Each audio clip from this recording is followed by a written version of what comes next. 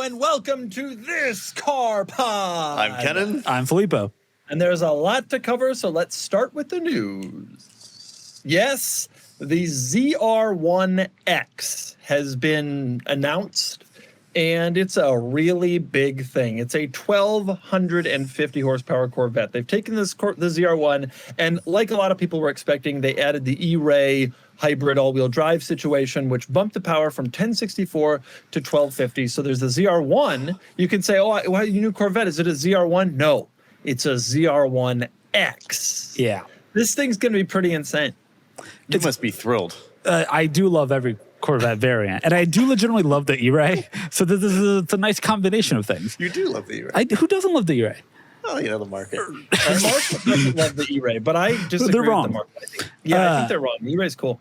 So it's going to be able to maintain 1 G of force of acceleration until 85 miles an hour. From 0 to 85, it'll maintain more than 1 G of acceleration, which is crazy. It's under 2 seconds 0 to 60 time, under 9 second standing quarter mile, 150 mile an hour trap speed. It's running 8s in the 150s from the factory. Yep. The warranty. It's a wild car. I have some questions. So it's going to be for sale by the end of 2025. Pricing not yet announced. What is ZR1 pricing? ZR1 pricing is 180-ish. I imagine it'll be more than that, 200. It is the first Corvette to cross 200 grand, maybe. I mean, have some questions about why it's being announced right now. The ZR1's not really available yet. Right. It's like, will this steal sales from that? I don't know. Maybe. I'll bet you it doesn't. I just don't think. I think it's such a different. It's just such a different vehicle. Like, no, I mean, there'll be people who now wait on a ZR1 to get a ZR1X, but I don't know. The Corvette's ultimately has been out for 6 years, so at some point there's, you got to kind of start moving things along. There's probably a facelift coming. They did that interior facelift, but still, like that is an absolutely monstrous number. When Corvette was redesigned, I went to the product launch and they made a big thing. It was in Vegas, which is fitting. And they made a big thing about how the move to mid-engine was in part because they were reaching the limits of what they could do with a front-engine, rear-wheel drive car and chassis and engineering setup. And they wanted the ability to expand and do more. And mid-engine gave him that. And this car and the ZR1 are such proof of exactly what they were talking about. Like, you were never going to make a 1,250 horsepower C7, OE. But with mid-engine and with all-wheel drive and with the hybrid system, the powering the front wheels, you actually have the ability to do that, which is why a lot of the craziest powerful cars are mid-engine. And here we're seeing it. Like this is the Corvette of the Corvettes. Like anybody who doesn't think the Corvette is now, has reached supercar territory, here it is. I mean, it's kind of hard to deny at this point at over 200 grand and at 1,200 horsepower. I'm sure we haven't seen the fastest version of the Revuelto and the other kind of modern crop of hybrid supercars, but this is going to be half the price, a third the price of a Revuelto, and be faster 0 to 60, have 250 more horsepower than that, still be not just electric. I'm trying to think of other gas-powered cars that are put out this much power that are readily available. I think I remember reading even when the ZR1 came out for its price. There's nothing that comes close to, like, if you want to go 200 miles an hour. I mean, just for the price, there is nothing that comes close to it. Well, I mean, hybrid, from an acceleration horsepower perspective, of course, there's the Teslas. Of course. But like there's a bunch of full EVs that do that, but I can't think of any other gas-powered cars that come close. Especially sports cars. I mean, the Corvette's USP has always been that it is like the value prop compared to Porsches and Ferraris. But like, it was always it was an era where all cars were slower. Now here's a car that is 0 to 60 in under 2 seconds. I mean, Filippo can't even handle that, Kennan. I don't think I can. I don't think I can. That's accurate. He would turn into liquid, Kennan. He would turn into liquid. Wow. An actual He'd be for liquid. He'd be for liquid. Philippe Flow. This is just insane, right? Like a Corvette. Chevy dealers must be thrilled because this is a true Halo product in a way that the Corvette hasn't been for a bit. Chevy dealers are probably thrilled, but the thing is, these cars are all sold out, and what Chevy dealers would really be thrilled by is a really great shift in market demand for EVs.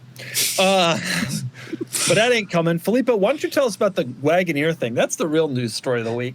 Yeah, it turns out that you can lease a Wagoneer S, so the electric Jeep, for zero money down, and $299 a month. That's a 600 horsepower, 3.5 seconds 0 to 60, really? Brand new SUV for $299 a month. Is that the cheapest way to beat a Enzo 0 to 60? All right. What's our next news story?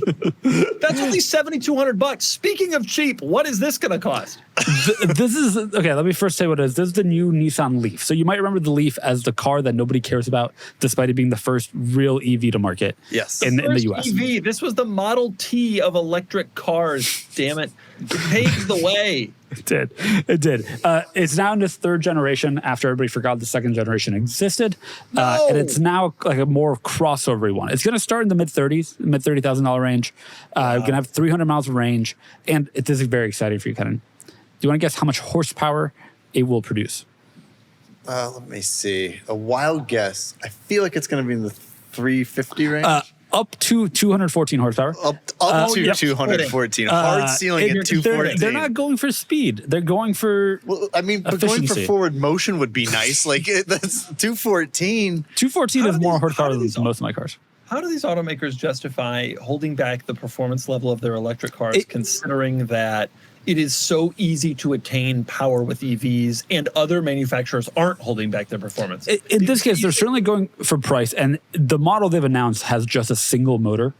It's a single front-mounted motor instead of the motor in wheels that the more expensive EVs are going to, where you can increment power kind of infinitely. Yeah, but single motor they're going for price. Efficiency. But what does a cheap Model 3 cost and has more power than this thing? 214. Come on. Plus, you can get a used Model 3 Performance on carsandbids.com, folks. Yeah. Carsandbids.com for like 14. Smooth. Used EVs are going to be the big problem for every EV manufacturer because they just are not holding value, and so they're an incredibly attractive deal. Right. A couple more things about this Leaf. It's like a massive departure in terms of styling from the old one. It's like a coupe SUV type look. It is, fun fact, shorter than the last Leaf, which is already a pretty small car. So this is going to be small. Like I'm thinking Toyota CHR sized for those that resonates with, which is nobody that's listening to this podcast. And it's a new EV from Nissan. Actually, can you name the other Nissan EV? I thought it was an SUV. It looks like the Aria. It's not an SUV? It's like SUV shaped, coupe SUV shaped, but it's small. It looks like, you know what it looks like is the Crown, the Toyota Crown. It does. The Aria is Nissan's other EV, which is like a larger, rounder SUV. This is smaller. It's actually very good. I think it's a nice looking car. Just 214 horsepower. 35, dude. You actually made an interesting point just now. Aren't used cars a problem for EVs? Yes. What about that? Used EVs? It used to be that people didn't want to buy used cars because they were unreliable, right? And that was like the reason that they. Well, wait a minute. Used EVs, they're not unreliable necessarily. Why would you buy that instead of what are we selling Model 3s for? Well, they got to be 18 performance right? went for 16 grand. Oh my! You can get a performance. Yeah, what are regular ones? Model 3 Performance has a lot of miles, but still. But also that's a stealth performance. Stealth, but still. Go to lowest price. 21. Yeah, I mean you can get 3-year-old ones for low 20s all day. Filippo, are these under 10 yet? I don't think I've seen one under 10, but I think the tax credit, used EV tax credit, might apply for some.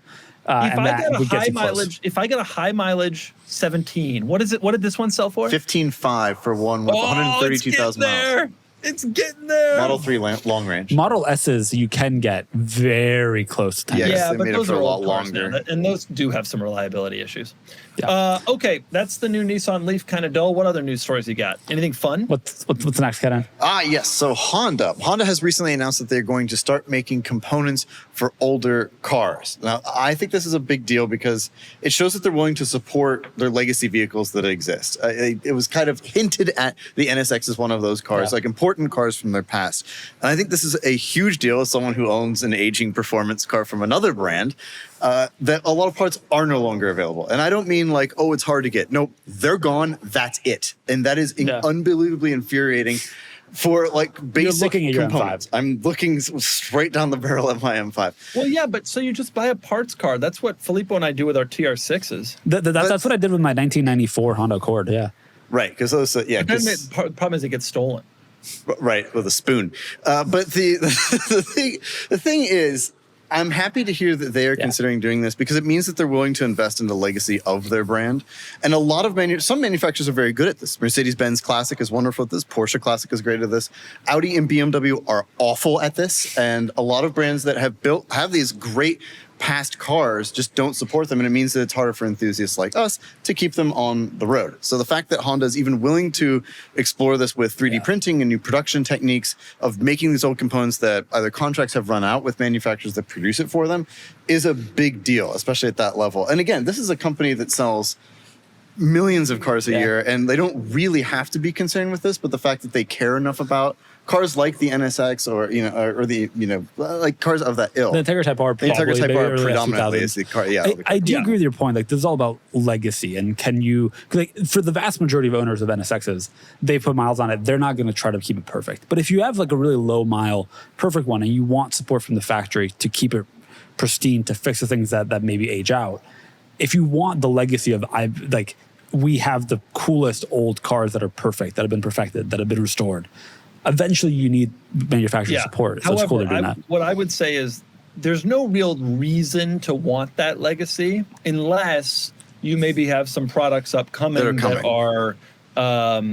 are part of the lineage. You know what I mean? Like, what does Honda care what happens to the NSX later in life, unless they want people to buy a new one, and those people think that Honda still cares about these cars and performance and supporting them and resale value and reliability. Right. So I wouldn't be surprised if there's something to that. I also was very disappointed when this news story started. You guys showed a picture of the old NSX, and Kennan started by saying Honda has announced that they're going to produce, and I was like, oh, it's coming. And then no, they're going to make parts. No, sorry. You're not quite there yet. Maybe next week. But for now, I'm very excited about this on behalf of Honda owners, because I understand exactly what that means. And boy, I wish BMW would wake up and actually give some support to their classic vehicles. But nonetheless, I think that I think this is great. Yeah. And I hope more manufacturers do this. And Honda is very good at understands that they need to make parts of high quality, not just to make the parts. So I think it's very good news for Honda people. I fear that my Ford GT door latch will stop working. Or any of the gauges or a taillight. No, gauges and taillights are available. The door latch, unavailable. In LA. And let me tell you something. If that door doesn't latch, I can't. You're just going to have to Dukes of Hazzard. I mean, it's hard enough to get into that car with the doors that do open. So for you to not have an opening door, it makes it pretty tough. Now, has anyone ever had a door latch fail? No. All right, guys, real talk. Brunt Workwear is back as a sponsor. And while I've not always been a boots guy, I have to say that these boots blew me away. I got the Marin boots, and the second I put them on, I was like, wait. Am I even wearing boots? How are they this comfortable? Most work boots feel like concrete blocks for the first week, but not these. No break-in needed, just straight up comfort and durability. They're made for more than just walking. Instead of wearing them around for the uncomfortable break-in period, I was walking around my house wearing them like sneakers, just good-looking, real boots with actual comfort. Brunt was founded by a guy named Eric Gerard, and he grew up as a salt-of-the-earth, blue-collar guy and built this brand for real workers. That's why these boots are named after guys he grew up with. It's personal, and it shows. Whether you need waterproof, safety toe, pull on, lace up, Brunt's got you covered. And they've got more than just boots. Heavy-duty workwear that is built to last. Brunt didn't just make a durable work boot. They reinvented comfort for the hardest workers out there. And for a limited time, our listeners get $10 off Brunt by using code CARS at checkout. Just head to bruntworkwear.com and use the code CARS, that's C-A-R-S, and you're all set. After purchase, they will ask you where you heard about them. Please support our show by telling them that you heard about them from us and enjoy your pair of Brunt work boots. Okay, move on to our next news story, please. Ooh, a Jeep driving over some dirt. All right, so here's the story. Tell us about this one. part of the bill that the House and the Senate are reconciling, part of the big, beautiful bill, is that they're mandating, as part of that bill, which has not yet passed, has not been finalized, has not yet been signed by the president. Want to make that really clear. They're mandating that the Bureau of Land Management, the BLM, and the U.S. Forest Service sell more than 2 million acres of public land over the next 5 years and are allowed to sell up to 258 million acres of land. This is primarily, almost entirely, land to the in like the far western state, in the Southwest and up the West Coast. Here's the connection to cars. This is fundamentally a political story, but there is a deep connection to cars, which is a lot of car enthusiasts use BLM land, especially if you're from the West. If you're from the East Coast, you might not recognize how much public land there is kind of west of New Mexico. But a lot of enthusiasts out here use that land to go off-roading, to go camping, to go exploring, to take long road trips. Matt Fair of the Smoking Tire famously has done a bunch of those. And that land might become private. And once it's private, certainly by most accounts will not be available to enthusiasts to drive on, will not be available for off-roading, will not be available for hiking, etc. Something that a lot of people with their Wranglers, with the Subaru EVs that we're going to be talking about, are out there doing. Which could be really sad. If you're into off-roading, this might legitimately impact your ability to use public land for that purpose.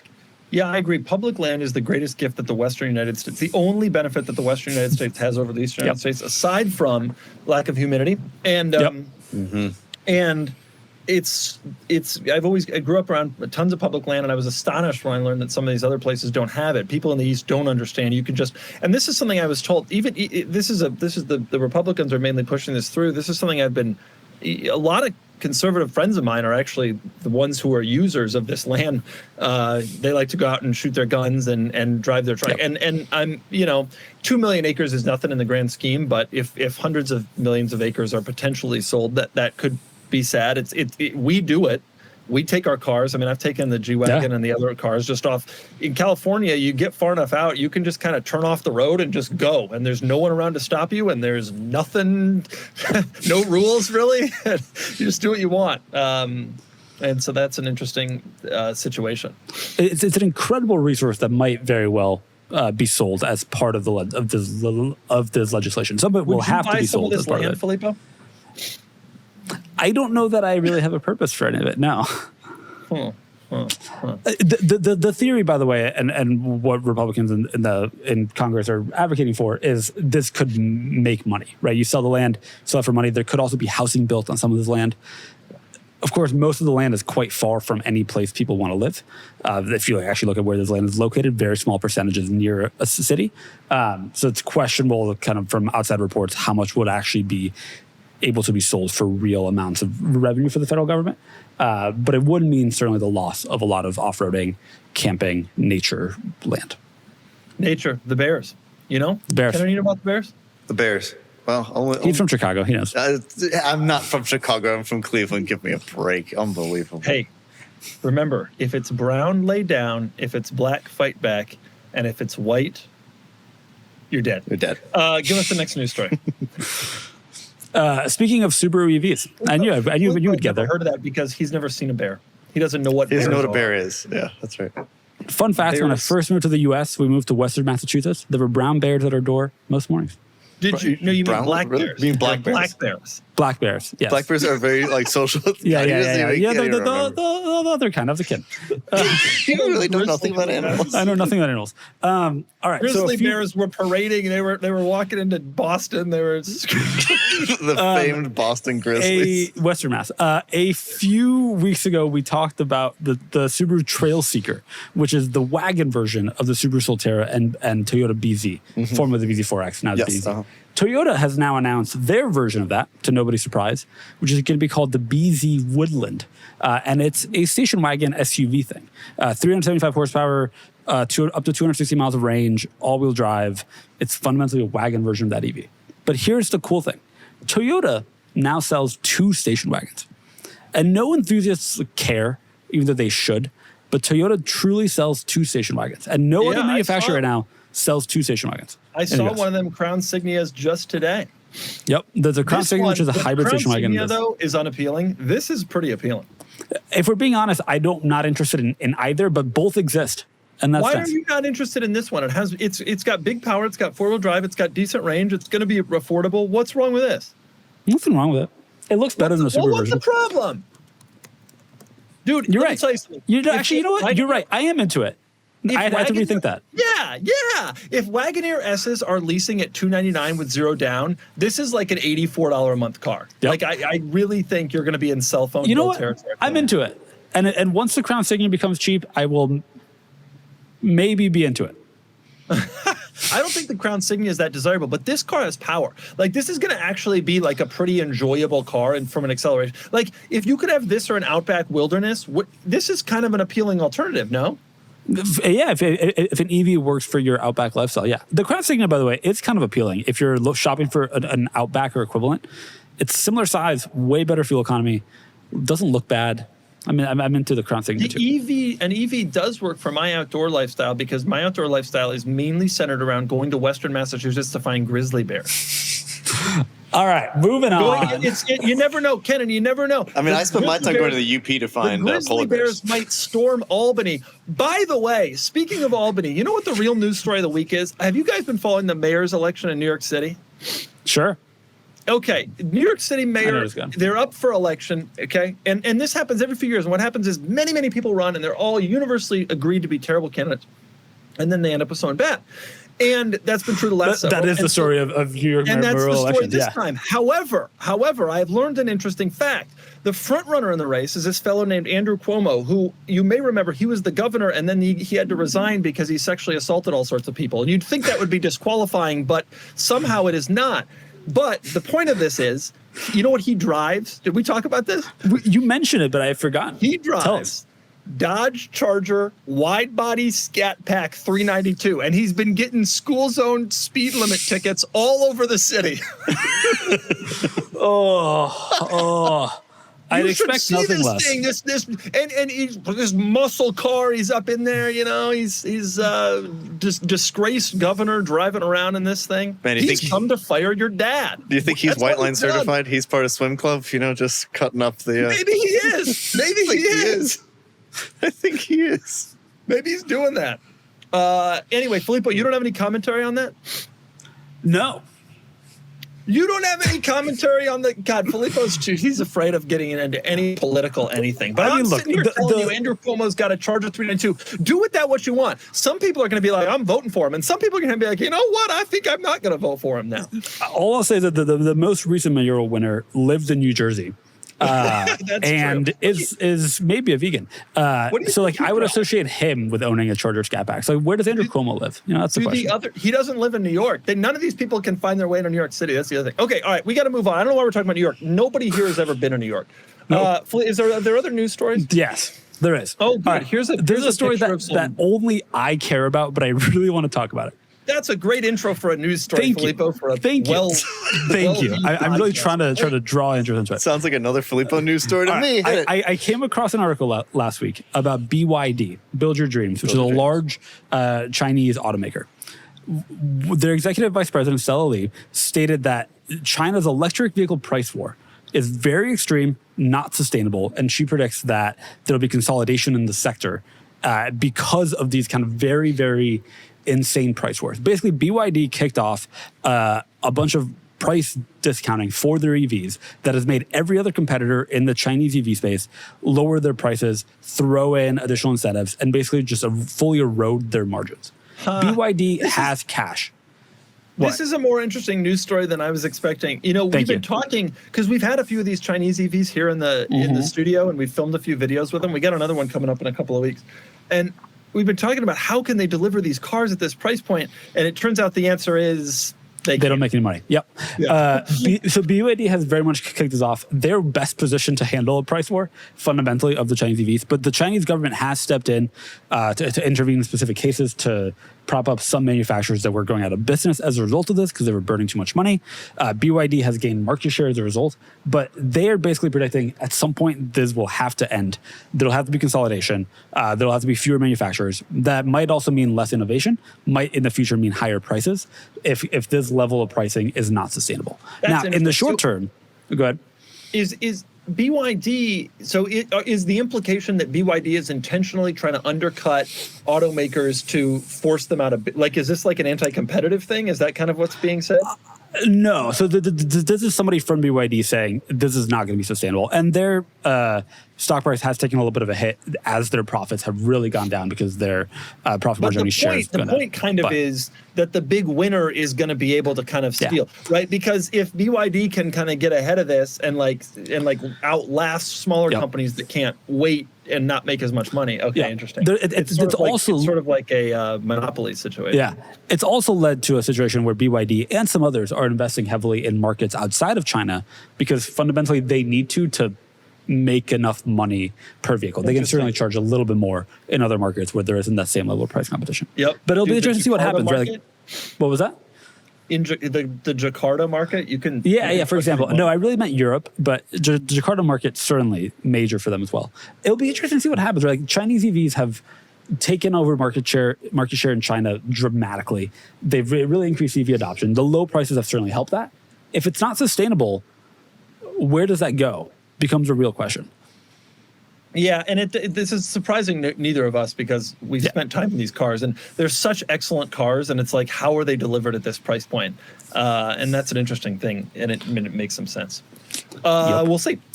Maybe the Americans aren't as far behind the Chinese as we thought. No, we are. Well, our cars can't float yet, so there's that. That's true. Our cars can't float, nor can they jump. Talk to LBJ about that. Do you remember that Forrest did a video? Is everybody here watching Forrest? You saw the Forrest video where the car jumps? Yes. I have not seen that one. Do the thing where it's an amazing video. You need to watch that. You haven't seen this, Filippo? He went into China and did the jumping car. He's in China with the jumping car. You got to see it. I will watch it. Forrest Auto Reviews, our friend Auto Reviews. We're shouting him out today. He's our sponsor. No, he's actually not, but we like him. All right, move on to our last news story, please. Here at This Car Pod, we're friends on and off camera. One of the best parts of our week, every week, is our group car dinner. It's a tradition we never miss. And this week's sponsor, Cash App, has made the one awkward part of the night, splitting the bill, so much easier. Because let's be honest, splitting the bill used to suck. Everyone pulling out their wallets, trying to do the math while the waiter hovers, arguing over who's going to pay. It was always weirdly stressful. But once we all got on Cash App, everything changed. Now, one of us just picks up the tab, sends out the requests, and boom, everyone pays before we hit the road. No awkward IOUs, no I'll get you next time, just clean, quick, and done. And you can send payments down to the penny. We're always making dumb little challenges like, Kennan, I'll pay you $3.17 if you parallel park in one try. With Cash App, I haven't, but I can literally send exactly $3.17 on the spot. It's instant, it's specific, and honestly, it just makes stuff more fun. They've also got built-in protections. If something looks off, like you're about to send money to the wrong person, the wrong Kennan Rolson, Cash App will give you a heads up. It's like your money's got a personal bodyguard. If, for whatever reason, you don't already have Cash App, go download it now. Sign up, enter our code CARPOD, C-A-R-P-O-D, in your profile, send $5 to a friend, and you'll get $10 just for getting started. For a limited time only, new Cash App users can use our exclusive code to earn some additional cash. For real, there's no catch. Just download Cash App and sign up. Use our exclusive referral code CARPOD, C-A-R-P-O-D, in your profile. Send $5 to a friend within 14 days, and you'll get $10 dropped right into your account. Terms apply. That's money. That's Cash App. Yes, shipping cars. Now, Doug, you've shipped quite a few cars across the country. It's something that we all of us had to deal with at some point or another. And we actually run... I only buy cars located within a mile. Right, that's right. Filippo doesn't buy cars that aren't located at the end of his street. But we run an auction company that deals with a lot of shipping of cars. And recently, there has been some concern in the news that shipping cars has become kind of dangerous. There is a crime ring that was recently shut down about a month ago. There were 12 people involved that were shipping cars out of the country, that were intercepting cars and shipping them out of the country. And so I got in contact with our shipping partner, PAL, P-A-L, to talk about this because I was curious about it. Most of the time, the cars being targeted are very high dollar value, like cars, like McLarens, they're Urus, like a very high-end SUVs as well. Like that sort of thing is what's being targeted. And they told me that all of the top shippers in the country have actually come together over this issue and have actually independently formed their own council to keep an eye on top of things. And they've run into like a couple of different scams that are coming out. One is like the Lucky Gus scam, where like someone will actually just go to a dealer and say, "I'm here to pick up a car." That they've seen listed either like, having worked at a dealership, I know how this works. So they're like, all right, it's sold. Give the keys. It's gone. It's they don't care. The second they got their money, they're done. These are shockingly available at car dealerships. Shockingly available. So like one way around that, of course, is dealers can verify the information of the shipper. But I've seen some stuff at car dealers, and I know that happens to be a spot that's tough. Hacking is also something that has happened where they've gotten credentials to people's accounts for various boards, and they're able to sort of mess around with things and change locations of where cars are going. That's pretty common. Part stealing is another one where a car will get picked up. They'll steal parts off of it and deliver it, and the parts are just missing from the car, which is kind of weird. And then ransom situations where there's like some confusing, like they might a shipper will put out a rate that seems good. You'll select that, they'll take it, and then they'll hold your car for ransom. So, So PAL has been mitigating this by, like, their background research on people is unbelievable. Before you can like be a shipper that works for them. It's incredible. Now the documentation can be faked, but the systems they're using to pick up the slightest inconsistency between pieces of documentation is extreme. I was shocked at how like deep they go. But like even if you change something within a certain period of time, like an address, or even like just like you change like a period in something for an abbreviation, they pick it up and it's flagged in their system. Like they're that level of detailed with stuff. And they're also verifying like IP addresses of where stuff is being submitted from. Is it consistent throughout that? They're looking for, they're monitoring people like DOT numbers and all of this stuff. So they've been doing a ton of that stuff. They've also, whenever a car of this ilk is being shipped, they flag it in their system to extra scrutinize everything that goes on around it. And having delivered like a number of cars that have been picked up at the cars and bids office for the shipper, they send me all of the information of here's what the vehicle looks like. Here's the person's name. Here's their DOT number. Verify all of that before you release the car. So I've done all that stuff directly from them, which has been really, really useful. Yeah. They're also working on more like GPS stuff on like tracking cars, so you can see as a person who has a car that like, okay, here's exactly where it is. In the past, Doug and I have done a really great act, which is put an air tag in your car like that's being shipped, and that is wonderful because you can. This is kind of fun. You can see it coming across the country. It's kind of cool. Let your driver know. Yeah, let your driver know exactly. And they've been doing a lot of work around mitigating that. Unfortunately, the recourse for people who do have their cars stolen is difficult. The cars move pretty fast, and once they're gone, they're usually exported pretty quickly. Usually going for the eastern bloc of Europe, somewhere in Africa, the typical places these cars get sold to. But the point that PAL made is they're cutting it off early. And so far in their time, they have not experienced a single car that has been stolen during their shipping period, which is, again, why I'm very happy that we're partners with them. But it is fascinating to me that this has galvanized an entire industry that kind of struggles with shipping. It's not necessarily the most pleasant part of selling a car, but the really great actors within that business are really focused on eliminating this issue, and they're doing it, to my understanding, like they're doing a great job. They have conferences about this. They all stay in touch. They have a database of bad actors. They know where the bad people are. So like if you go through one of these reputable companies to ship it, and we make it very easy on Cars and Bids to do so, like it really mitigates a substantial amount of that concern. That's good to know. Interesting. That's good info. Interesting. I have been a little concerned about that. We've been hearing more and more reports of, whatever it is, hacking, or the car gets sent to someone, picks it up and takes it to wherever. It's a lot. You got to be careful. You do have to be careful. And my understanding, it's a lot of the person who's shipping the car doing your own due diligence, like making sure, like just check the basic things and like communicate with the shipping company. Like it's pretty easy to do, and you'd be surprised at the small steps you can take to avoid this happening to you. Yeah. It's when you just sort of do things in a blasé way that you get into trouble, and it can certainly happen. Shipping, maybe. I mean, I think some of these people they do as much diligence as they know to do, but I think the point of this is like do more. Like I don't think that everybody who's gotten scammed so far has been blasé or negligent, but I think that now that we know that this is going on, especially, it's important to be like particularly on top of. And both dealers and private sellers, you just have to be careful.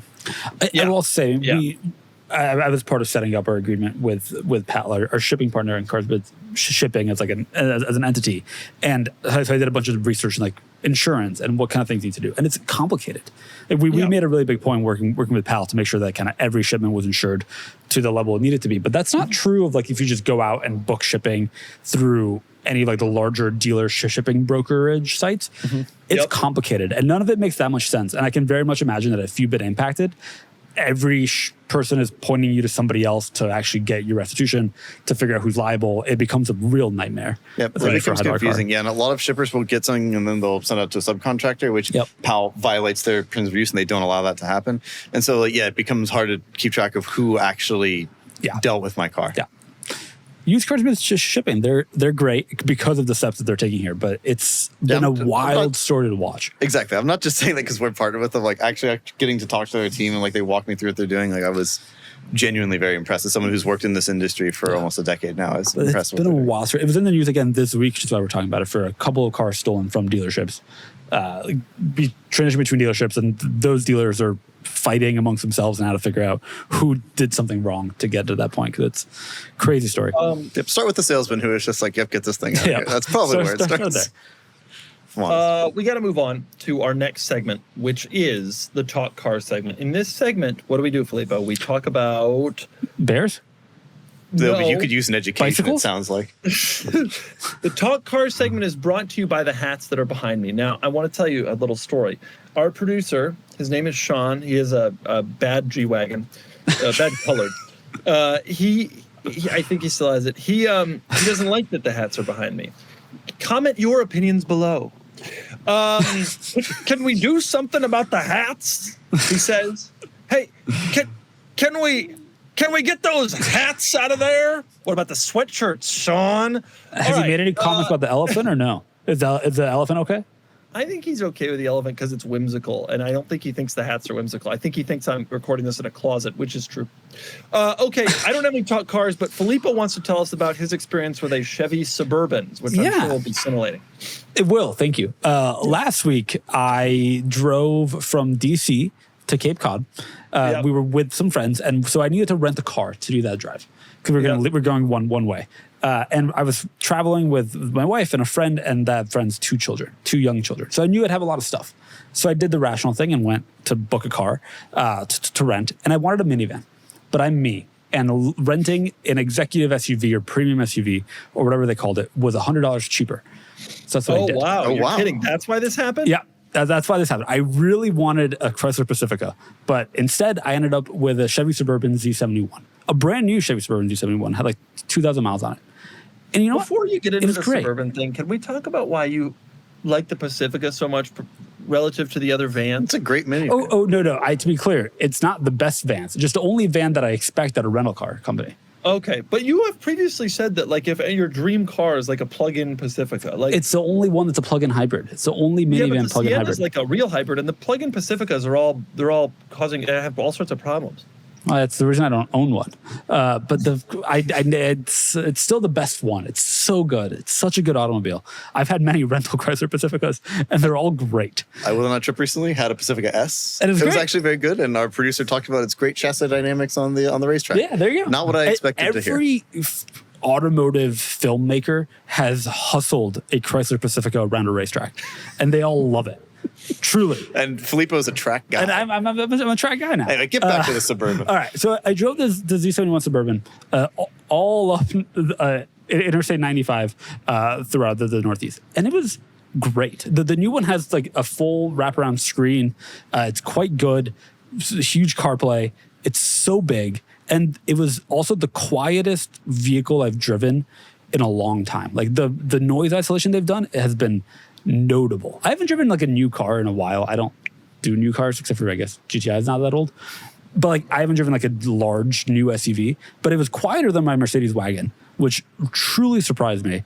And it's really fixed a lot of like the old SUV problems. The ride was still a little tough, especially with large bumps. It's a huge vehicle that's made to tow and haul things. So the ride empty was a little tough. I mean, ultimately, it's a body frame truck. But it was much better than I expected. Truly, notably better than I expected in every way. So I get why people buy them. The Sequoia is still better. I don't know that that's true. We compared notes, and the Sequoia probably got like a mile or two per gallon better than the Suburban. The Suburban is gigantic and not hybrid. It depends on what you're looking for, but I'm looking for resale value and reliability. And I think that a lot of people who buy Suburbans aren't. And I think if you're not, the Suburban is probably better. And honestly, I feel that way about most Toyota trucks and SUVs. There are better options than almost every single one of them, unless resale value and reliability are what you're thinking about. Do people have issues with Suburbans? It's been the same motor for 100 years. Whether or not people have issues, the market feels that they do and will, and punishes them heavily in terms of resale value. And used Suburbans versus used Toyota trucks, it's not even like a question. And plus, like just from your experience, I mean, look at the interior of a 10-year-old Suburban. Like, yeah, it was tough. Stuff just wears faster and worse. I love General Motors. I've had many Cadillac CTSVs. Many.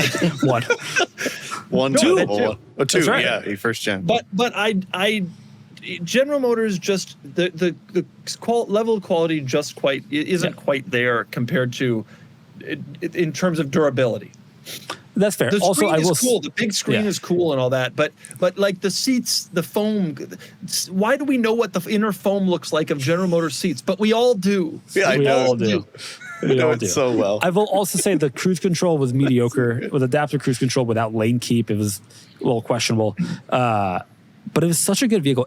I've always wanted a GMT 800 Suburban, and I wanted more now as a result of my new Suburban experience.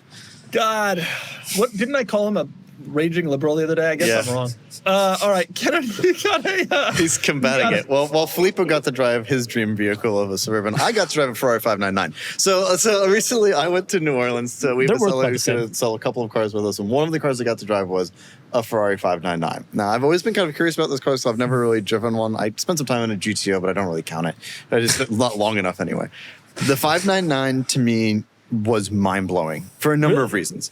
One was that I expected the transmission to be terrible, and it wasn't. Even at low speed, I drove it around New Orleans, which is not a car-friendly place in the slightest. The least car-friendly big city in America, I think. I would agree with that. No? Boston's pretty fun. No. New Orleans has worse roads, though. I don't know. It was close. It was close, I felt. But so like ride-wise, handled everything just fine. Really? It scraped only one. Like I very briefly went just a little bit, but other than that, it was fine. Cleared everything just fine. The transmission in a lot of stop and go traffic, actually pretty seamless. It didn't didn't judder, nothing like that. Remember, that is the last iteration of F1. Second to last, yes. The GTO got a different. Well, yeah. But to your point, by then they had really figured it out.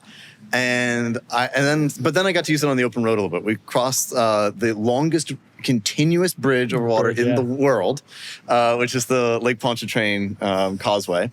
It's 23.87 miles long. It's a lot of water. 875. It's long, let me tell you. But I got to experience the 5.9 a little bit, squeeze the throttle a little bit. My God, like that engine, it's like detonating a bomb. Like the way it just builds power and whoosh, you are gone. I was astonished. You talk about the Pacifica keep up? No, these are passing shots of the Pacifica. But it astonished me, and like the quality of the interior was nice. This one is a driver, to be clear. It has miles on it. It doesn't have a perfect ownership history, like a title history, like stuff like that. It's not perfect, but it's the one you want, and it drove brilliantly. I was stunned at how good it was. And then I started looking at the values of 599s. They're kind of in like the like in the 130s for like a pretty decent one. Like it is so much car, considering 550s cost so much more. 575s cost not that much, like less. They're about the same. And this is a 612 horsepower Enzo V12 derived like Ferrari that actually is actually usable. It was like a revelation. When I see a 599, for whatever reason, I see one and I think that it's sort of like a connoisseur's car more than an F12 is. An F12, I think, is still in that period where people are buying them to flex, and I think 599s have sort of aged into a sort of more vintage sort of look and feel in my mind. I agree. We were on Bourbon Street. We actually came across a Storado, which is like the perfect like exotic car to use in New Orleans. Yeah, for New Orleans. And I thought about seeing this versus that. It's like, this shows so much taste. Like it is so. It's a very tasteful car. I remember when it came out, people criticized it because it looked like a Corvette or a Viper, but I think it's aged quite well. I go move around the exterior with those pictures there. It's like I understand in photographs you might not feel the way with Filippo, but in person it has such presence. Yeah, look at that. It's such a present. And also, Filippo, you don't like how these look? No, I mean, my main comment about it being worth $130,000 ish, like for a 599, is that's what happens when a Ferrari isn't beautiful. Get me out! You're out of your mind. You think that's not a beautiful car? Look at that. It's a great looking car. I don't think it's a beautiful car. Out of your mind. That is the craziest thing I've ever heard you say. I'm willing to say a lot of Ferraris aren't beautiful. That is not one of them. That is he's over here talking about how he wants a Pacifica and a Suburban. Get him off the pod. Get Nick up in here. Nick would support me on this thing. I also found out, you like me associate these cars with being large as one of the reasons why they're difficult to use. It's actually only 4 inches longer than the 550, 1 inch wider. It's actually pretty similarly sized. I don't think that they're. I think they're very, very adept cars. I don't consider them to be large. The 612 is large, but even that is a pretty skillful and athletic car. I don't think these are large. I think these drive really well. I think they're very balanced, very, very, very balanced. I totally agree with that. And I found the suspension could be soft or it could be hard because it's magnetic and it adjusts. And now, granted, I know reliability of all Ferraris is tough and they're expensive cars to maintain, but nonetheless, the buy-in is so low. What does a stick one cost? Can I get a stick one? Well, it's about $800,000. I'm pushing. I mean, yeah. But to your point, manual conversions exist. So if you bought one for $130, or this car will be, which is a driver, did the manual conversion, let's say it cost you $40, you're driving, you're click-clacking. This episode of This Car Pod is brought to you by Acre Gold. Now, you all know that I'm all about finding value, whether it's a pristine 964 911 or an immaculate E46 M3. But let's talk about a different kind of asset, Acre Gold. Inflation's hitting harder than a V12 at Redline. Gas, car parts, even car washes are through the roof. Acre Gold lets you invest in real 24-karat gold bars for just a few bucks a day. It's like buying a classic car that never rusts. No finest degree needed, just pure, shiny gold delivered to you. Go to getacregold.com, protect your money, keep it golden. That's getacregold.com. Can I tell you something about the manual conversion thing? Now that Nick has gone down this journey, I am just sketched out by the whole thing. I'm sure there are non-sketchy actors, but there are also a lot of sketchy actors, and I just think the whole thing is sketchy. I'm anxious about the whole thing. If there's can someone just exist in a bonded, licensed place with good lighting that is has a logo that is doing these instead of exist via Instagram DM where they use the word should of. I simply want someone to be good, and then I'm not. But aren't you a little sketched out by the manual conversion process? Would you send a $130,000 car? Huh? Nick's experience seemed great. He got it back yesterday. I'm excited to hear him talk about it. But I think part of my point though is Nick had a good experience. Some people don't, and the roulette of it is what sketches me out. I think if I could just trust that there was great people out there, I'd be thrilled. I think my way I would do that if it were my car is I would love to have the kit sent to a shop that I trust. Why even trust the kit? Is I guess what I'm saying. Well, it's still made by sketchy people. Is it not? Maybe it isn't. I don't know. I don't know. If the components work and they make a kit that can be applied by people can install it, then no, I'm not that worried about it. But to your point, if the person disappears, they just decide to no longer do business and they delete their Instagram account and you need components, well, I'm going to tell you something totally ridiculous right now. I would rather buy one that's already converted because I don't want to know. And even though I know that I could buy a car, send it off, get it converted, I would rather just not know who did it, what the story was, what the deal with the conversion was. It's already done. It happened. And now I got the car. That's what I want. Eyes wide shut, if you will. Yes. Okay. I think you got a point there. But you love the 599. I love it. I think it's a bargain, one of the great bargains of the car industry today. And I think anybody buying a 575 is making a mistake considering they can get this for not that much more. I couldn't agree with you more, and I truly don't think this lasts. They didn't end up building that many of these cars because when it came out right in the heart of the recession. But the thing with these cars is, they are mostly F1, and I think that is what has suppressed their values. But people don't realize this ain't the 360 tip. This is a much better system that I actually kind of enjoyed using, to be honest with you. That's true. Also, don't forget about the production of this car. And I think one thing that makes the 599 a lot more special than people agree, it was the only front-engine V12 Ferrari that doesn't have a pair. Right? Yes, so I made that point in the video. The 512TR and the F512M are paired. The 550 and the 575 are paired, and the F12 and the 812 are paired. They're basically the same car, just a modified version. Oh, that's true of all the cars I just mentioned. The only one that got its own world was the 599. So there isn't a second one that it's always being compared against. There isn't a second one that looks similar. It was the only car that doesn't have a twin pair in the V12 world. And so its production numbers don't have to be added to the, if you have the 550, you're thinking about, well, there's also the 575 manuals and the Super Americas and the Barchettas. 599 was just 599. That was the whole production run, and then they moved on to a totally different production line. So to me, that makes the car even more special. I just looked at production numbers. There's only 3,600 of them, so it's rarer than a Ford GT 05. Yeah, and it's really something to think about. That's rarer than Mercy. That's crazy. So I don't know. I suspect these won't be underappreciated forever. I suspect that one day we'll see them rise. And I have a suspicion a lot of them are going to become manual converted. Yeah, because it just makes. I don't know if that's a good thing. Maybe not, but that's what people seem to want. Like Filippo wouldn't have one if it was a tip. I do only buy manual cars, so. Yeah, right, except for his automatics. Right, yeah. I've owned one automatic car. It's a station wagon, never available with a stick. This is why I can't get an automatic, because I'll get flamed like this. I've only owned one automatic car, yeah. And he's owned 0? Well, he's only owned like 3 cars ever. It's not true. But I own more manuals than both of you combined. Yes, but my percentage is higher. My batting percentage is higher. Yeah. Okay. Are you going to buy one? Move on to the market report? Before we do, you filmed a video with that 599. So it's going to be on the Cars and Bits channel. Soon. Yes, there's another car I'll talk about next week. So something for. All right, we're excited to see them on the Cars and Bits channel. It's time for the market report. Now, I'm told that the market report is brought to you by Cars and Bids. That's the business that we are, in some senses, promoting here. I'm not really sure about it all. I do want to say one thing. About the market report. I don't really do a lot of promoting of Cars and Bids on this podcast because I'm not really sure. Like, it's on my channel. Is it a Cars and Bids podcast? Nobody seems to have any idea. But I want to talk about the NSX. Can you pull up? Can you pull up the NSX? I want to toot the Cars and Bids horn here a little because I don't like to shill for stuff unless it's one of our sponsors who we love dearly. I don't like to shill for stuff, but Cars and Bids is our business, and I very rarely do this, but I want to talk about this NSX. Okay, so the NSX Type S, the one that we just sold for $222. All right, that car a couple of months ago. The seller had it on our site on carsandbids.com, and he tried to sell it, and it was bid to $225, and it was a no sale.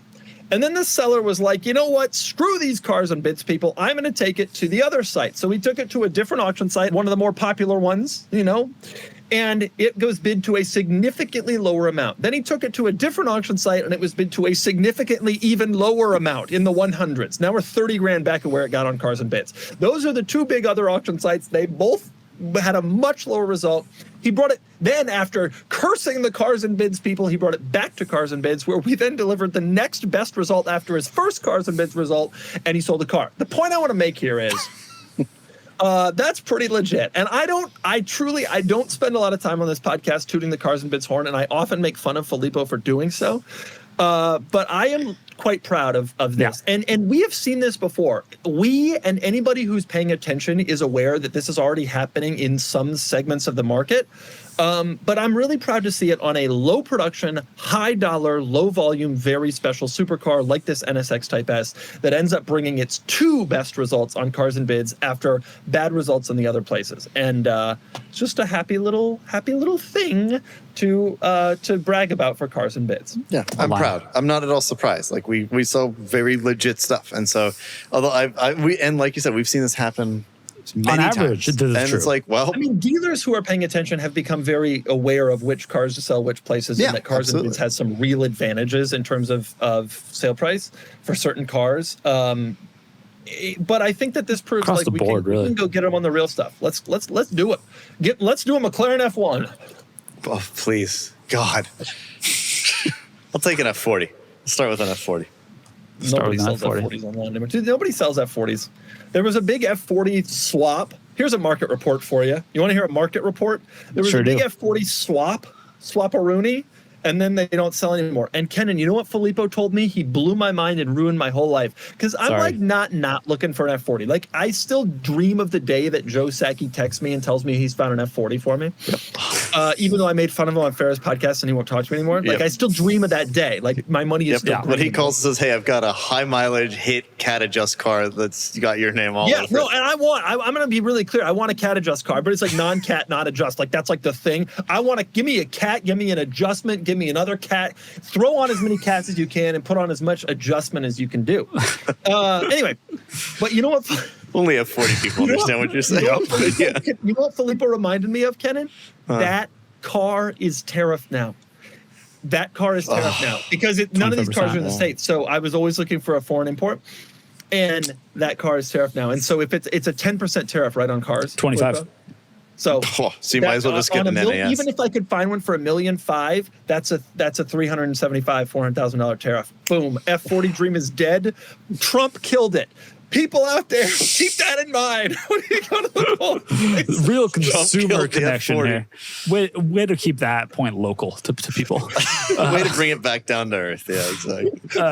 It will be interesting to see whether, like, I assume nobody's importing cars at the moment of that caliber. It'll be interesting to see if and once tariffs ease up as deals are made, if tariffs go away entirely, whether there's like a sudden influx of those cars. It will be interesting to see how other auctions too, like especially this summer as auctions keep, we're inching closer to Monterey Week, which I'm very excited about, but curious to see like how that impacts. Those guys didn't sell a lot of stuff that was titled in foreign countries. They usually they keep the cars where they are because transport costs are high, because nobody wants to deal with paperwork and stuff. Last year, one of the big ones, Think RM, sold an F40 that was titled in Germany.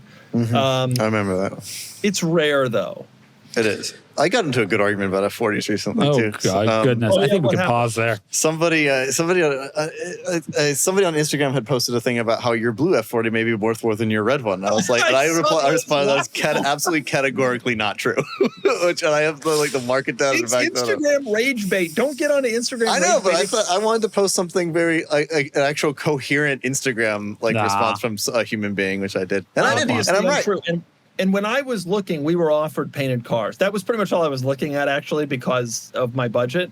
And we were offered a lot of painted cars, a green one and this and that. And you just don't. I mean, to set it back to being right is so hard, because even just to repaint it red is really difficult, and a lot of places can't get it right. It's not thin enough for the weave. It's really hard. It was generally, I was told to budget $50,000 to get it painted back to red. I think that's light. Correctly. I think that's light, to be honest with you. If it's a full color change. Well, hey man, this was 3.5 years ago. This was before all the Bidenflation or the Trumpflation or whatever. Filippos ruined my ability to import an F40, folks.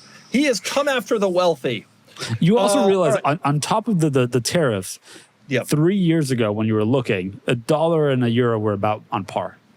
Now $1 is to equal €1, you're $1.15. So it's also like a 15% increase there. So is that better or worse? Worse. The F40 dream is dead for you, man. It is dead, like straight up dead. Sorry. Like it is like legit dead. What about the pound? I have not compared to currencies where you're not getting. What F40 are you importing? Well, F40s are all left-hand drive, so if they're in the UK, it's okay. That's fair. I will also say, apparently, the UK and the US are on the verge or have signed a trade deal, which means 10% tariffs on vehicles. 10% is still too high, dude. Yeah. That's too much. I need to go back to 3 like it was pre-Trump. Biden gave me 3 points on an F40. Give me that back. Feed me. Okay, give us our next whatever market report. It's over, though. I legit think it's over. I legit think it's like over. I don't think there's any F40 happening anymore. I think that the F40s that are in the market as a possible car for me and other buyers are all already in the U.S. I don't think there's going to be any cross-coming F40s for years. Between the currency and between the only reason they were coming is because the euro had gotten cheap, and that's gone, and the tariffs. It's over. Like F40 market. We got a finite number of cars, and they're in the States. Again, super useful consumer advice. But speaking of F40, can I talk about F-Type? You sure may. He's over here waxing poetic about 599s, and he doesn't want to talk about F40. I want to talk about F-Types. I'm not giving consumer advice here. We're having a podcast. I'm pivoting to the F-Type R. So we recently sold this one for $29,000. Okay, to be fair, this one also had a rebuilt title. And 46,000 miles left. But if you look at the price of F-Type Rs, now that's a 550 horsepower supercharged V8, 2-door, beautiful looking coupe. Yep. They are trading hands in the mid to high 30s with frequency. That is an appealing car in that price segment. I think that is now the pops and crackles the V8 are a lot. It's fine, worth it. But I think that it is, that's a special car. I mean, look at this, Filippo. For 36 Gs, look at that car. That is a special looking car. The F-Type looks incredible. 550 horsepower, 5-liter supercharged V8 is no joke. I'm into it. I want one. Would you get a coupe or a convertible? I think you want a coupe. I think you want a coupe to be a little shielded from the backfiring that this car does, because it is extreme. When do you think burble tunes? I know Farrah recently talked about this too, but like that car really like that was burble tune in all caps with an exclamation mark on it. We have it's so loud 30 different F-Type Rs. That's pretty impressive. We have one live right now, actually. Yep, we have one live constantly. Coupe with 58,000 miles. It's actually going to be a cheapie with some miles on it like that. It's such a gorgeous car, especially in a color. It just looks so good. I will also note, not ours, but base trims were available with a manual briefly. Yep. And you could also get briefly, we sold one or two maybe, you could get a convertible with a manual. Now, someone pointed this out to me because like they tagged me in in community about this. And one of the things I found, they made the point that, well, the manual should technically made up. The engine block is the same between the V6 and the V8. Remember, they just blanked out those cylinders, which is the weirdest thing I've ever heard. But in theory, nothing else. It shouldn't be that different. I wonder if anybody's tried that. Like a V8 with a manual would be incredible. Sub 40 for 550 horsepower and like a beautiful car it's a deal. It's pretty appealing. If I had to choose between the V8 and this, if I had to choose between the V8 and the stick, I'd probably choose the V8. I think I would. Yeah, I don't think it's a good manual either, by all accounts. I've driven them both. The manual's fine, but the powertrain is uninspired, and the V8 is so legit. It's got so much power, and that little car. I mean, those cars are like the size of a Miata. They look so good, and it's so loud and Right. Well said. Good impression, actually. Filippo knows. I do, and I legitimately kind of want. It's one of the rare automatic sports cars I'd consider. Well, if you live at the end of Filippos Street and you have an F-Type R, he'll buy it. Nobody lives at Minimum Street questions, folks. Questions. This is big because the questions are brought to you by the sweatshirts behind me. Now, I want to be clear. Sean only mentioned the hats. He only told me to get rid of the hats. The sweatshirts can stay, people. And not only that, they are our sponsor for this segment, for God's sake. So we should be nicer to them. These sweatshirts. Why are you like this? These sweatshirts were free gifts 7 years ago at the fishing and tackle store, okay? So have some respect. What did we do to you? 10 o'clock, 2 o'clock. 10 o'clock, 2 o'clock. Oh, wow. This is some fishing tip from Kennan. There you go. All right. What are the questions? Right. The questions. Now, the questions, remember, you can ask us questions. You go to carsandbids.com, you click on the community tab. There will be a post there that says, ask us questions. You can ask us whatever you want. We're going to choose. We pick and choose the questions. If you ask us a question that is inappropriate, we will probably choose it. If you ask us a question that is mild, we will not choose it. I like the questions that make Filippo squirm. People have been asking us rank the questions. Ask Filippo to rank U.S. senators. Oh, man. It'd be great. All right. So, first question today comes from Cringe. It'll take a while. There's 100. Top three, Filippo. Give us your top three. We'll move on. McCringle. First question. Can we make Nick a regular on the show? You know, I'm glad we got this question because I want to talk about this. Cringe McCringle wants us to get rid of one of us. Doesn't he? Goodbye.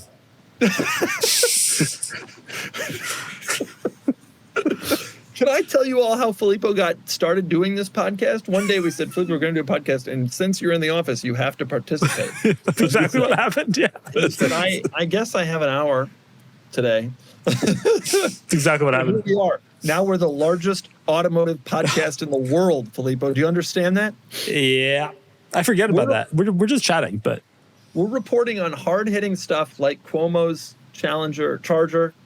I have not seen that news anywhere, and it needed to be shown to the world. It's shown to the world. Hopefully, we put up a picture of it. Somebody took a picture the other day. It's parked in a bike lane. So anyway, the point is, with regards to Nick has a show on the Cars and Bids YouTube channel. You got to go to Cars and Bids YouTube channel, and you can watch Nick and his insanity. And if you want to see insane Nick, that's where you go. And otherwise, we will try to get him on as much as we can. Okay? I can't get rid of who am I going to get rid of? Kennan? Filippo? It's like trying to choose between my children. Oh, thanks. I like being around. I would choose you, Kennan. All right. I mean, not to get rid of. I would choose you to keep. Keep. Yeah, you're good. I read the tonality there. Kennan, you're dead. Sorry, buddy.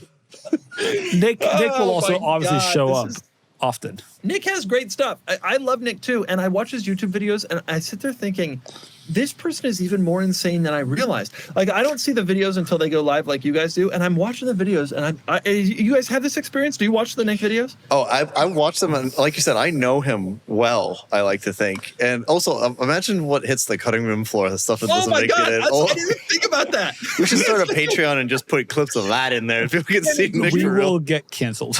Did you see the clip the other day? Kevin pointed this out, where Nick is like filming, but he's shirtless, but because he's in the reflection of his car, he's such an idiot. Oh, Nick. Everybody needs a Nick. Everybody needs a Nick. Like, put on a shirt. You're filming. Like, this is not. Yeah. Oh, Nick. All right.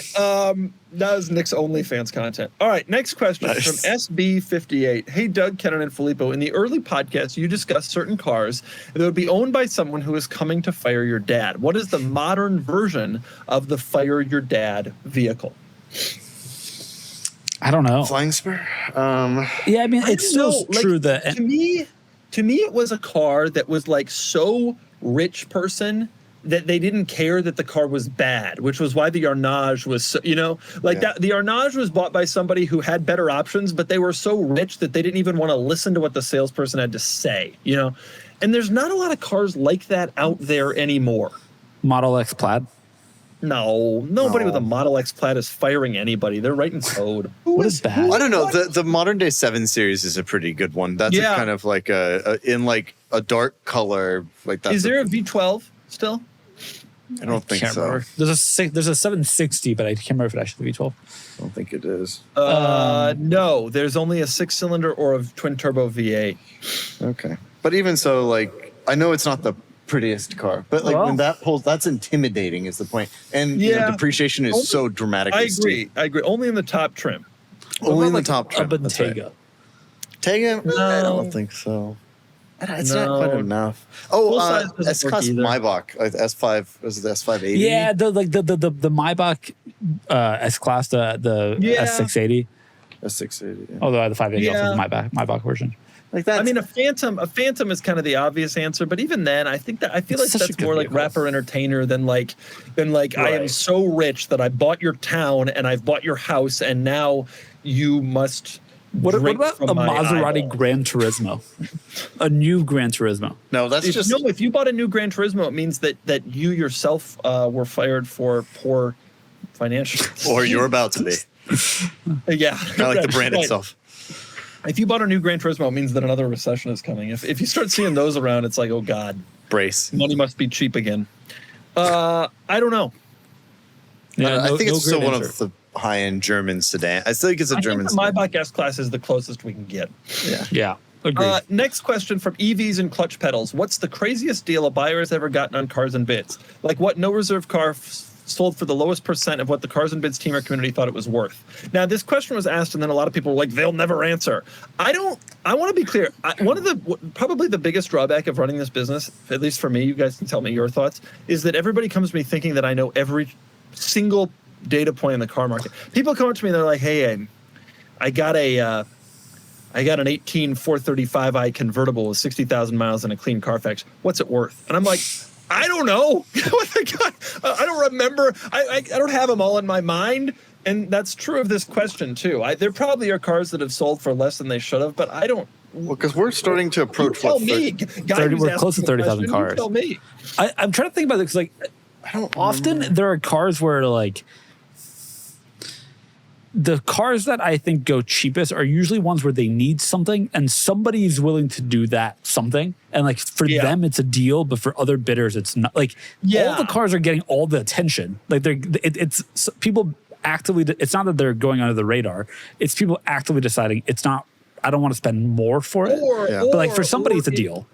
That's a good point. And I don't have any specifics, but you could probably find them. Another good example is cars that have been modified in a very specific way where the sellers put a lot of money into them and then they don't sell for that much. And there's certainly a contingent of people who are like, that's such a deal because it has a lot of good parts on it. But at the same time, it's like a 1,000 horsepower race car with a parachute. And you're like, well, that's pretty small. Right. That's a pretty small subset.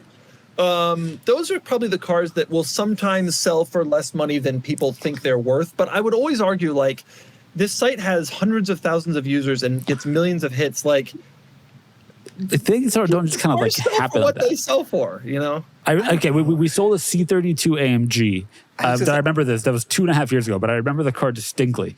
That sold for like $2,000. But it had issues, and it was in Canada, and it had like Canada issues, like I do remember this, rust, etc. But that still feels like a deal for a very cool car. But I went back 2.5 years to what comes to mind. You know what else? You know what else sometimes sells cheap that I'm surprised by is really good Survivor cars. Yeah. Oh yeah. Like go to that Saturn SC2 we sold last week or maybe earlier this week. I don't think these cars sell undeservedly cheap. I want to be really, really clear about this. Like, I don't think Cars and Bids is getting less money than they're worth. I don't think there's a huge market out there for people looking for a Saturn SC2. But it is surprising to me sometimes that a really well-preserved like Corolla won't bring more than $11,000. And you think about the amount of use you could get that, even if your plan was just to use it as a used car, and you think like this is probably a pretty good deal. But I don't feel that this Saturn selling for $4,000 is below market. But it strikes me that it's below what I would think a car this nice would bring, I guess is what I'm saying. Right. Despite the fact that $4,000 now gets you a lot of different things. There are cars where like maybe if I were in the market, I would have paid that amount, but it's rare that I would have paid more. Okay. Go to a 1989 Ford E350 Centurion van truck. What? E350 with a dash. Oh, of course. E350 with a dash, Kennan. What are you doing? I said 99. I meant 89. I apologize. Oh, yeah, right. I'm the idiot over here. You don't know the van truck market? All right. That by pure metal alone feels like it's worth more than $4,000. It's like a lot of sheet metal there. It feels like it's got to be worth scrap value alone. You joke, but larger vehicles, I swear, bring more money just because of their physical capabilities. Like if it's that big, it can probably do something for someone that makes it worth more than $4,000. Right. That's my take. Do I want that? No. Would I pay more than $4,000? No. Is it cool? Could it be worth that to somebody? Apparently not, but maybe. Somebody in the Midwest who has property and doesn't care about the size of that wants that vehicle and got a great deal at $4,000. That's what they call it. I'm going out to the property this weekend. Of course, it failed Pennsylvania inspection. Of course it did. And it doesn't have an exhaust. It to Indiana where nobody cares about any of that stuff. There's welding residue on the windows. I don't see that as an issue. I think that's true of every 89 vehicle. This feels like a lot of car for the money. Van truck. Next question from V12 Stig. Richard Hammond was notorious for being a motorcycle guy as well as a car guy. Can any of you ride a motorcycle? If so, what do you ride? I am uninterested in any forms of transportation aside from cars. I don't care about boats. People always trying to get me into planes. They're like, oh, what'd you ride on to get here? I'm like, a plane.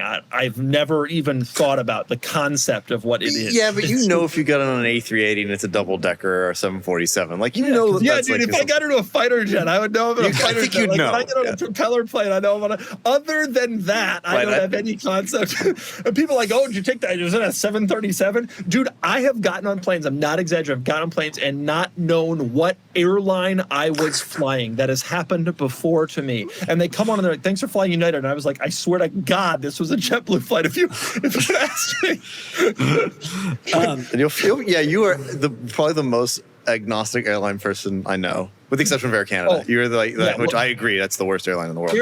Airlines, I'm agnostic on, but even the planes. So I don't get into anything. I don't get into motorcycles. I actually think if I was going to get into any other form of vehicle, it would be motorcycles. I occasionally will find myself looking at one and thinking, but they scare me, to be perfectly honest, which I think is realistic. Filippo, do you ride I ride motorcycles on rare occasions. Gone on rides with some like in-laws and family members, both like some like more off-roading and forest roads and around Arizona. It's fun. It's not my passion. Yeah. Right. Then I like old motorcycles. My grandfather has a 1931 Indian 101B Scout that he's had since he was, I think, 14. My cousin restored it, and I've just like pooled around on that bike to just like coasted down the drive. But I loved it because it's so balanced and everything. It's a trail bike. That's what it's for. But the reality of riding a motorcycle in the modern world, especially in California, people are so distracted. It makes me like very, very, very nervous. Like I don't really have any desire to do it. I love those pre-war bikes, but it's not such something a Kennan answer. I can get into. Yeah. Into pre-war bikes. Yeah, but I have respect for them and I appreciate them. Okay, next question, and this one is from Dobby17. Can you go to the questions, Kennan, from this week? Because there's a graphic that goes along with this. Dobby17 says, do you think if the E-Ray was branded as a Cadillac, Just do Control Left for Dobby, DOBBI. Wait, what you say? 512 BBI? Dobby. DOBBI. Somebody has 512 on the line. Okay, he says, click on that picture. The one on the left. It's really good. Do you think if the E-Ray was branded as a Cadillac, it would be a good halo car for the brand, took styling cues from the race car, including the bump start feature we all love? Obviously, that's ridiculous, but what if it looked like this? Now, they tried this, Filippo, you recall. The XLR, of course. They tried this with the XLR, which was a failure. However, its used values have been pretty strong. But obviously, it's the same as a C6 value. XLR-Vs are expensive. Yeah, that's true. There's so few, though. Wait, go back to the picture. I want to see it. It was beautiful. Dobby had, look at this. Filippo, look at this picture. I like the gray skies. It's very Detroit. It feels right. It feels very Midwestern. You really got it. Nailed it. You know, I've never thought about this question. Like, should the E-Ray have been a Cadillac? And honestly, yes. It should have. That's a good point. It really should have. I think they would do it again because they went down this road and there's people have a short memory, but like that is a good looking car, and I don't know. I also feel like the E-Ray has been overshadowed in the Corvette lineup. It's from a performance standpoint, it's not that dissimilar from a Z06. It's been massively overshadowed by that. It turns out Corvette buyers don't necessarily want a hybrid powertrain, which is a shame because I think it's a really cool powertrain, a really cool car. Yeah, it's a good car. Maybe splitting it off to a separate brand would have actually given it the attention it deserved. Maybe. Yeah. And I mean, Cadillac does want to focus on being more sporty generally. And they have a lot of EVs, and maybe that's the connection point. I think they should have. Good idea, Dobby 17. It's not a bad idea. Now, they did try it and it didn't work. It should be pointed out. It's also really costly to redesign a car and have it be a fully separate Imagine if Cadillac had done this. They enter Formula One, and then for the American Grand Prix, the Miami Grand Prix, the Austin Grand Prix in Vegas, they had that as a pace car. Damn. Also, Filippo says it's really costly to redesign a car. Dude, Ferrari does all these one-offs, and it's no problem. Eric Clapton did it.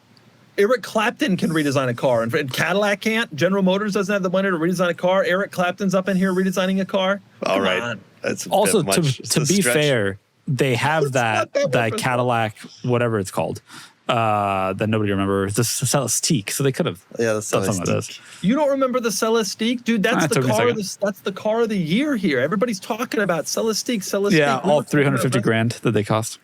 Remember, they're making 6 of them and you can't buy one. Okay. And none of them are sold. Last question. This is the last question. It comes from S. Como 98, and he says, why does Sean hate your hats? Great question. Sean, these hats shield me from the sun. God. No, the question is, what's the perfect two-door car with back seats for a cross-country road trip? And then he has a picture.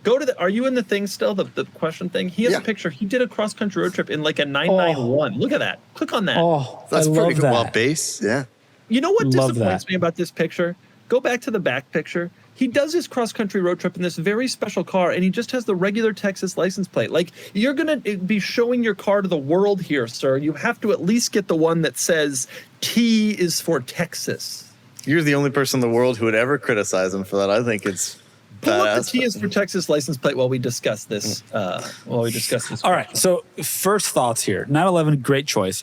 I think that this purpose opens up cars that are not a manual transmission car. Click on that. You didn't think it was real, did you, Kennan? But there is an actual license plate that says T for Texas. It makes no sense. You thought this wasn't going to be real, but it is. Well, shoot. Oh, man. That's so accurate. Okay, Filippo, go ahead. All right, so I think that for a cross-country road trip, it doesn't have to be a manual, which for my other carb needs kind of does. Like if you want a 2+2 with a manual, 911 is kind of your choice. It's kind of it, realistically.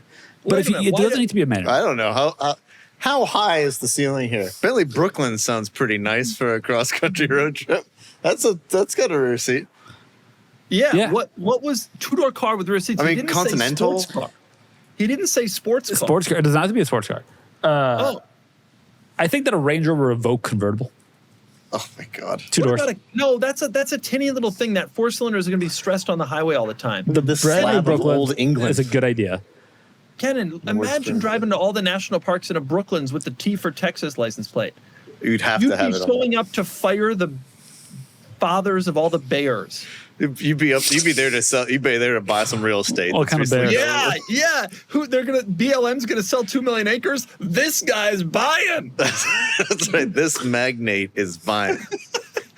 The problem with that car is reliability. Now, the Continental GT is a pretty good answer.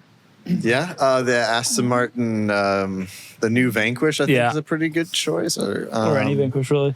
Or any Aston, really. Well, wait, Any he says it Aston has to have back seats. Does the Vanquish not? What Ferraris have rear seats? Just like the 612 and the Lusso and the FF and all them. Yeah. A GT4 Lusso or a 612. Both good options. Yeah. Kennan, what about a GTC4 Lusso V12? Because with V8, there's not enough power for a road trip. Agreed. V12. Right, and exactly. I'm not concerned with fuel economy. I'm concerned with how it pulls on the highway, and this would be and it's practical. It is GT4 Lusso. I actually think that is a really great one, and unlike the 612, that does have cruise control. Oh, so there you are. Well, the 612. And you know what? Yeah. You know what, Filippo? We'd get that car, and you know what? We'd register it in Texas, and we'd get the T for Texas license. We sure would. Done. Yep. Problem solved. And that is our podcast for today. Kennan, do you have any parting thoughts? Buy more V12s. Yeah, 599, Lusso, more V12s. Hard to argue with that.